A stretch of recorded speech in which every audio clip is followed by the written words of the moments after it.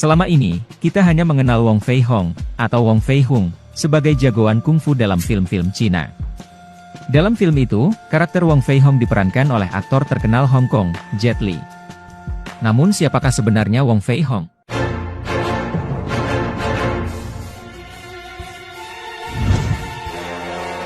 Hanya berselang 20 tahun setelah Nabi Muhammad wafat, umat Islam tiba di Uighur Xinjiang. Kaisar Tang menawarkan perdamaian yang ditandai dengan diterimanya utusan sahabat Nabi, Sa'ad bin Abi Waqqas di pusat kerajaan Cina.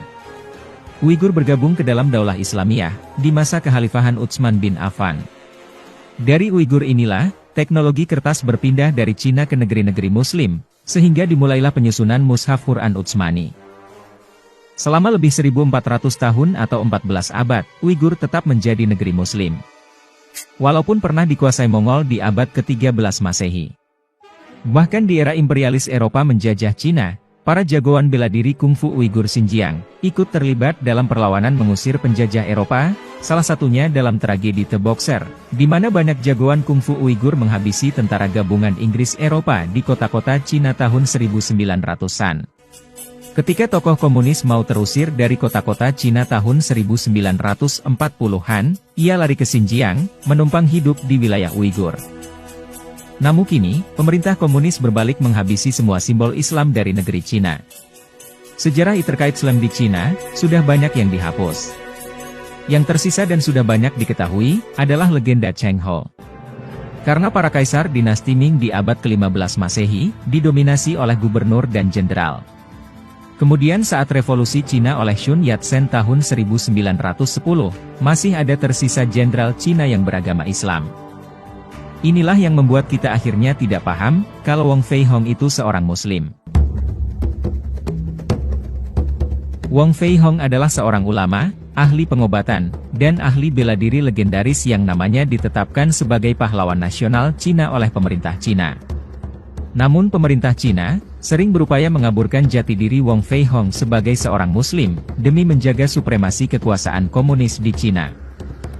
Wong Fei Hong dilahirkan pada tahun 1847 di Guangdong, atau Guangdong, dari keluarga Muslim yang taat. Nama Fei pada Wong Fei Hong merupakan dialek Kanton untuk menyebut nama Arab, Faiz. Sementara nama Hong juga merupakan dialek Kanton untuk menyebut nama Arab, Hussein. Jadi, bila dibahasa Arabkan, namanya ialah Faisal Hussein Wong. Ayahnya, Wong Ka-ing adalah seorang ulama, dan tabib ahli ilmu pengobatan tradisional, serta ahli bela diri tradisional Tiongkok, Wushu ataupun Kungfu. Ayahnya memiliki sebuah klinik pengobatan bernama Po Chi Lam di Kanton, ibu kota Guangdong. Wong Ka-ing merupakan seorang ulama yang menguasai ilmu Wushu tingkat tinggi. Ketinggian ilmu bela diri Wong Ka-ing membuatnya dikenal sebagai salah satu dari 10 macan kuantung. Posisi macan kuantung ini di kemudian hari diwariskannya kepada Wong Fei Hong. Kombinasi antara pengetahuan ilmu pengobatan tradisional dan teknik bela diri, serta ditunjang oleh keluhuran budi pekerti sebagai Muslim, membuat keluarga Wong sering turun tangan membantu orang-orang lemah dan tertindas pada masa itu. Karena itulah, masyarakat Kuantung sangat menghormati dan mengidolakan keluarga Wong. Pasien klinik keluarga Wong yang meminta bantuan pengobatan, umumnya berasal dari kalangan miskin yang tidak mampu membayar biaya pengobatan. Walau begitu, keluarga Wong tetap membantu setiap pasien yang datang dengan sungguh-sungguh. Keluarga Wong tidak pernah pandang bulu dalam membantu, tanpa memperdulikan suku, ras dan agama, semua dibantu tanpa pamrih. Secara rahasia, keluarga Wong terlibat aktif dalam gerakan bawah tanah melawan pemerintahan dinasti Qin yang korup dan penindas. Dinasti Qin adalah dinasti yang merobohkan kekuasaan dinasti Yuan yang memerintah sebelumnya. Dinasti Yuan ini dikenal sebagai satu-satunya dinasti kaisar Cina yang anggota keluarganya banyak yang memeluk agama Islam. Wong Fei Hong mulai mengasah bakat bela dirinya sejak berguru kepada Luk Ah Choi, yang juga pernah menjadi guru ayahnya. Luk Ah Choi inilah yang kemudian mengajarkan dasar-dasar jurus Honggar, yang membuat Wong Fei Hong sukses melahirkan jurus tendangan tanpa bayangan yang legendaris. Dasar-dasar jurus Honggar ditemukan itu merupakan pengembangan dan andalan dari Hong Hei Kun, kakak seperguruan Luk Ah Choi. Hong Hei Kun adalah seorang pendekar Shaolin yang lolos dari peristiwa pembakaran dan pembantaian oleh pemerintahan dinasti Qin pada 1734. Hang He-kun ini adalah pemimpin pemberontakan bersejarah yang hampir mengalahkan dinasti penjajah Qin yang datang dari Manchuria, sekarang kita mengenalnya sebagai Korea. Jika saja pemerintah Qin tidak meminta bantuan pasukan-pasukan bersenjata bangsa asing, Rusia, Inggris, dan Jepang, pemberontakan pimpinan Hang He-kun itu niscaya akan berhasil mengusir pendudukan dinasti Qin. Setelah berguru kepada Luk Ah Choi, Wong Fei Hong kemudian berguru pada ayahnya sendiri. Hingga pada awal usia 20-an tahun, ia telah menjadi ahli pengobatan dan bela diri terkemuka. Bahkan, ia berhasil mengembangkannya menjadi lebih maju. Kemampuan bela dirinya semakin sulit ditandingi, ketika ia berhasil membuat jurus baru yang sangat taktis namun efisien, yang dinamakan jurus cakar macan, dan jurus 9 pukulan khusus. Selain dengan tangan kosong, Wong Fei Hong juga mahir menggunakan bermacam-macam senjata.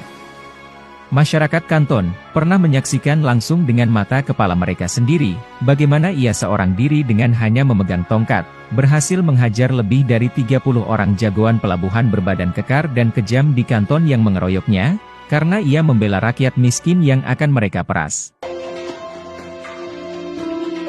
Dalam kehidupan keluarga, Tuhan banyak mengujinya dengan berbagai cobaan. Seorang anaknya terbunuh dalam suatu insiden perkelahian dengan mafia Kanton. Wong Fei Hong 3 kali menikah, karena istri-istrinya meninggal dalam usia pendek. Setelah istri ketiganya wafat, Wong Fei Hong memutuskan untuk hidup sendiri, sampai kemudian ia bertemu dengan Mok Guailan, seorang perempuan muda yang kebetulan juga ahli bela diri. Mok Guailan turut mengajar bela diri pada kelas khusus perempuan di perguruan suaminya. Mok Guailan ini kemudian menjadi pasangan hidupnya hingga akhir hayat.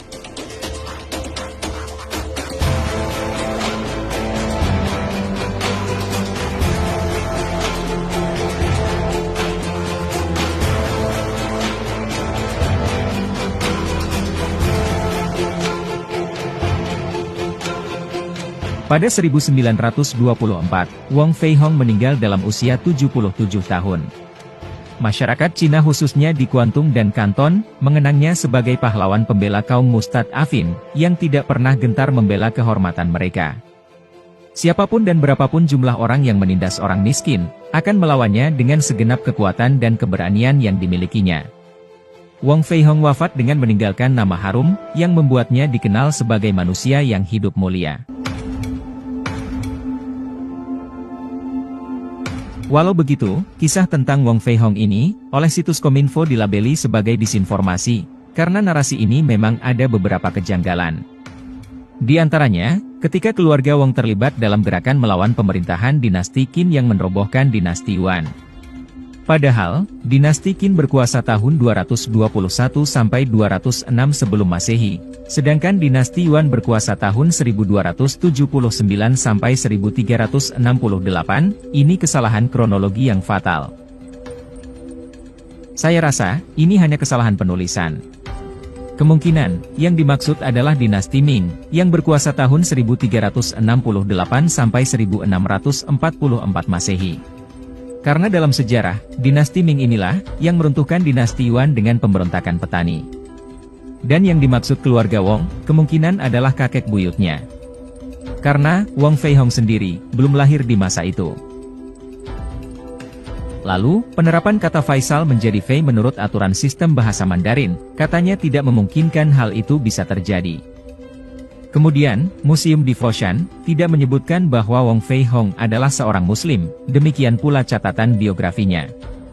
Ini saya tidak tahu, apakah sebelumnya ada tapi dihapus, atau mereka tidak beragama apapun, makanya tidak ditulis. Bahkan menurut catatan, salah satu murid Wong yang bernama Lam Sai Wing, yang kalau dalam film digambarkan sebagai sosok yang gemuk, adalah seorang tukang daging babi yang sering mengantarkan daging babi untuk gurunya. Namun, saya sendiri tidak tahu kebenaran versi film itu, silakan didiskusikan di kolom komentar.